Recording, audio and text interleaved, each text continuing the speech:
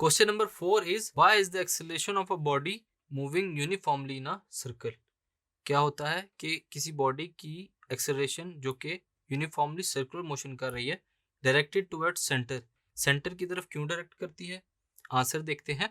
As when we move a body in a circular with uniform speed, its velocity is always along the tangent at any point of the circle.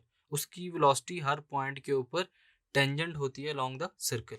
Therefore the direction of the velocity changes from point to point. तो direction जो है velocity की वो point से point तक change होगी. This change in velocity is always directed toward the centre of the circle. वो जो चेंज होगा स्टूडेंट्स, वो किस तरफ डायरेक्ट कर रहा है? Towards the centre of circle.